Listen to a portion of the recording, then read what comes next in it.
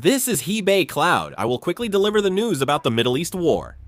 This is Israel, Tel Aviv. This missile was equipped with one of 4 100-kilogram class cluster warheads. This is Israel, Haifa. Rockets launched from Lebanon are being intercepted over the skies of Haifa. This is Iraq. You can see a US A-10 attack aircraft deployed over Iraqi airspace. It is attacking a base of the Iraqi Popular Mobilization Forces. This is Iraq. The Popular Mobilization Forces base has been attacked. This is Lebanon. Israeli airstrikes have been carried out in Lebanon, and thick smoke is rising. Al Arabiya reports that US forces are still preparing to withdraw from Baghdad's Victoria base.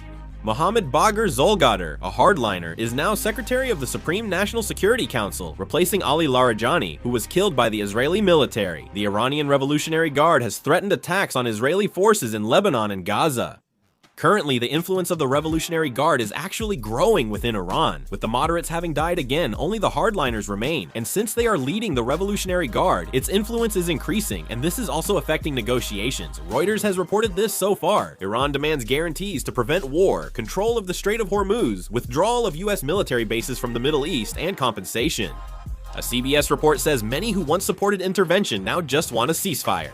A pardon request for Prime Minister Netanyahu has been sent to President Herzog. Defense Minister Israel Katz said Israel will control a security zone up to the Litani River in southern Lebanon until the Hezbollah threat is gone. The Israel Defense Forces will keep targeting Hezbollah in Lebanon. Katz added that hundreds of thousands of evacuees from southern Lebanon won't return south of the Litani River until northern residents are safe.